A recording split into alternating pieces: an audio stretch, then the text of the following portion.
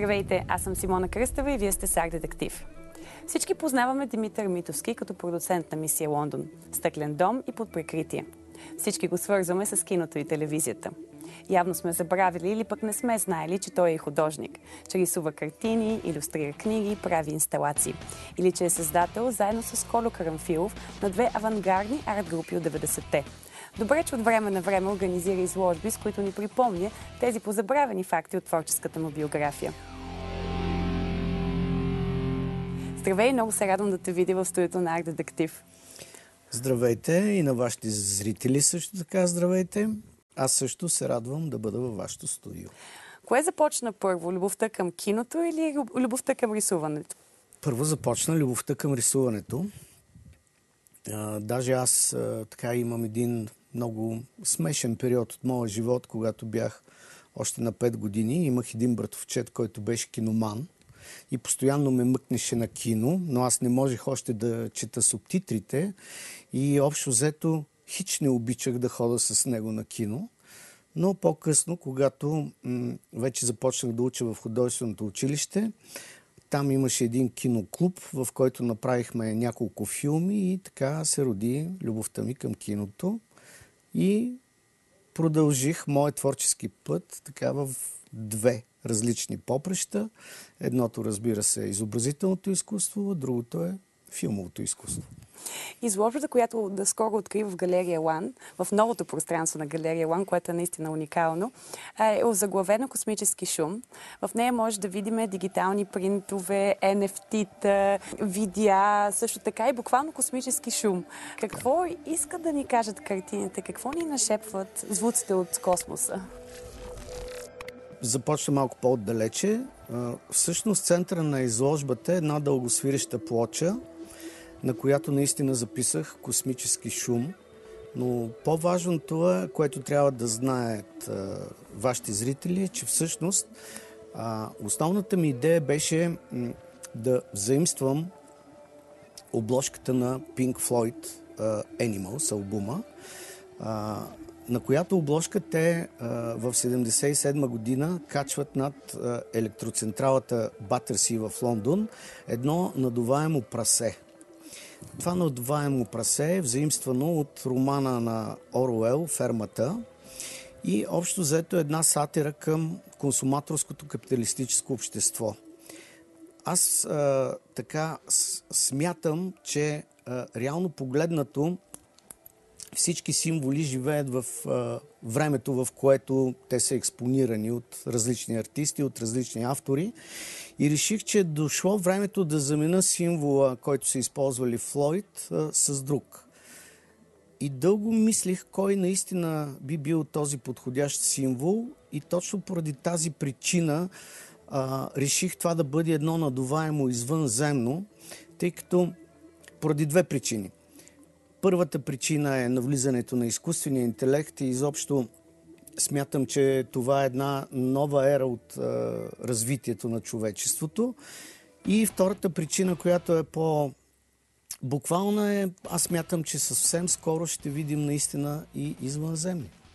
Така са казали, че ще ни се появят.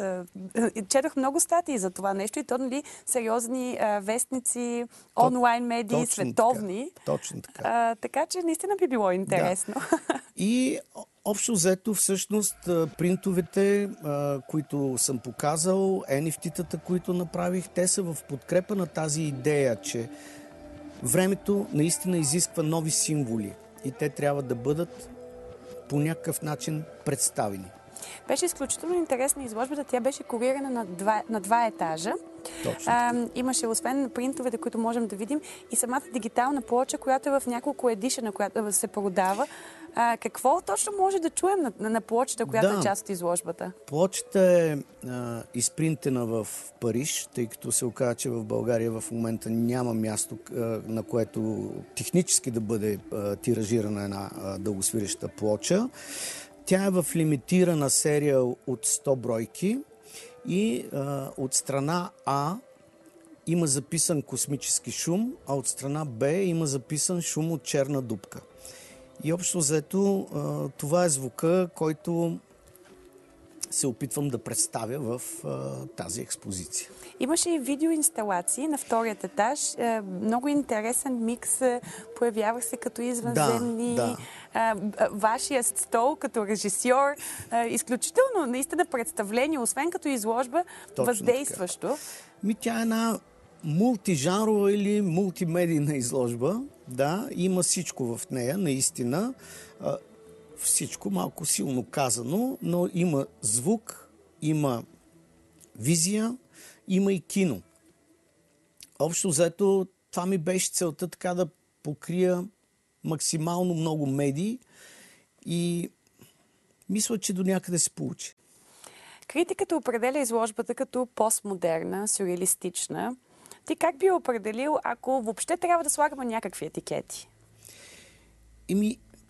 Реално погледнато, след като критиката определя като постмодернистична, тя наистина е постмодернистична, защото в крайна сметка аз наистина си служа с езика на постмодернизма и то е, както всички знаем, постмодерните автори, те подменят някои картини, видоизменят някои картини на други художници, доразвиват техните идеи, променят техните идеи, казват ги по нов начин. И от тая гледна точка това наистина е една постмодерна проява. Минала границата на физическото, разбира се. Точно така. Минала е границата на физическото или поне аз съм се опитал да я мина. Сега вече в общо взето публиката е тази, която ще прецени доколко съм успял и как изглеждат нещата в нейните очи. Изложбата отразява промени в реалността. Каква е тази нова реалност и какво символизира онова малко извънземно зелено човеченце? Промените в реалността, те са откакто свят светува. Така или иначе, винаги давам този най-прост пример. Имало моменти, в които дори сме мислили, че Земята е плоска и това е било така част от нашето мислене, част от нашето разбиране за света. След това, разбира се, това се променя. Ние започваме да виждаме света по нов начин. Според мен в момента ние сме така в един преломен момент, особено след навлизането на изкуствения интелект. Много артисти, много хора са объркани на къде ще поеме света. Но аз смятам, че в крайна сметка светът той ще си остане същия като морал и като човешки ценности. Просто това е един нов инструмент, който така или иначе вече е навлезал и той ще се доразвива. И ние трябва да мислиме, че това нещо може да ни бъде единствено само и от полза. Когато говорим, разбира се, за новата реалност, част от нея, разбира се, са и NFT-тата. Дигитализирането на изкуството. Да, какво е твоето отношение към тях? NFT-тата също са нещо ново, особено за България. Айде в световен мащаб не мога да кажа, че това е нещо супер революционно вече. Но в крайна сметка, след навлизането на криптовалутите и създаването на уникални кодове, които могат да докажат, че определено нещо то е единствено и ако някой го притежава, то ще е само негово, независимо от това, че то стои в една дигитална среда, до която имат достъп всички.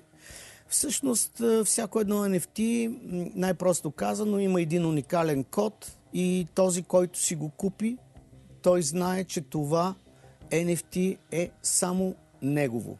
Лична негова собственост. Каква част от изложбата също има и на NFT, от това, което видяхме в галерия One? Значи това, което е в изложбата, го няма на NFT-та. Аз исках да всеки един елемент от тази изложба да бъде уникален и различен от другия. Тоест това, което е на принтовете, то е различно от това, което е направено като NFT-та, но има някои, разбира се, чисто визуални допирни точки, тъй като все пак те са част от една цялостна естетика, която съм опитал да постигна в тази експозиция. Има ли възможност изложбата да излезе извън границата на България? Планувате ли Да, нещо? планувам да я покажа в така максимално много територии. Разбира се, това не зависи само от мене, но като първи, може би, така ход, тя ще бъде показана във Виена. След това искам да я покажа и в Лондон, защото аз смятам, че в Лондон ще завърша всъщност цялата си идея. Искам да вдигна над Батерси електроцентралата, както на времето Pink Floyd са дигнали това надуваемо прасе, аз искам да дигна моето надуваемо извънземно. И това ще стане, поне надявам се да стане, в момент, в който изложбата ще може да бъде разглеждана и в Лондон. Пожелавам ви го. Би било наистина чудесно, изключително различно. Имате ли нещо специално към Лондон? Мисия Лондон, изложба, която да бъде в Лондон, разбира се, Батърси парк? Специално към Лондон не бих казал, но имам така отношение към брит културата, защото винаги съм смятал, че на острова се раждат едни от така прогресивните идеи, от най-напредничевите автори са и в киното, и в музиката, и в изобразителното изкуство са родени на острова. Така че харесвам много тази култура и съм и фен. А и си отивате някакси като стил, според мен ще имате голям успех. Целият екип и особено ти като в самата изложба да се покаже в Великобритания, изключително различна и изключително... На мен ми е много на сърце. Поздравления за което. Благодаря. Един от най-интересните и любими сериали се завръща. Нов сезон. Да. Може ли да ни разкажете или да ни издадете някаква тайна? Какво предстои? Сериала е под прикритие, да. Ще се завърне с 6-ти сезон. Ами, какво предстои? Предстои един нов сезон, в който интересното е, че реално погледнато ще се завърнат някои от любимите герои, които през първите 5 сезона бяха убити, най-общо казано. И сега с ретроспекции, които ще започнат от един период, обаче, който не сме видяли и ще завършат до началото на първия сезон на Под прикритие, т.е. създаването на бандата на Джаро, а ние сега ще проследим как тази банда всъщност се е създала. Но надали това е най-важното за Под прикритие. Аз смятам, че най-важните неща за Под прикритие са, че този сериал наистина е може би най-успешният сериал в България и може би най-успешният сериал от Източна Европа, защото да не забравяме, че той е продаден в над 180 територии по света. Но още по-важното е, че той има една много важна обществена функция и това е да показва реалността в България и то в онези underground пластове, които реално ние не ги виждаме, по-скоро ги усещаме. Под прикритие винаги се е стремял да бъде максимално реалистичен и този 6-ти сезон също ще бъде такъв. Ще покажем неща, които се случили в тази пауза от тези 10 години, в които, те са по-точно 8 години, в които Под прикритие не беше на екран, но сега дори се шегувах с колегите, след като имахме няколко нови показни убийства и някои политически лидери казаха, че изразиха мнение, че мутринските години в България се завръщат. И аз си пошегувах и казах, след като мутринските години се завръщат, значи е време да се завърне и Под прикритие. Значи да очакваме неочакваното. Да, една голяма ретроспекция звучи изключително интересно. Надявам се, да. Желая успех. Аз съм убедена, че всички зрители ще са много щастливи от факта и няма да имаме търпение, за да може да го...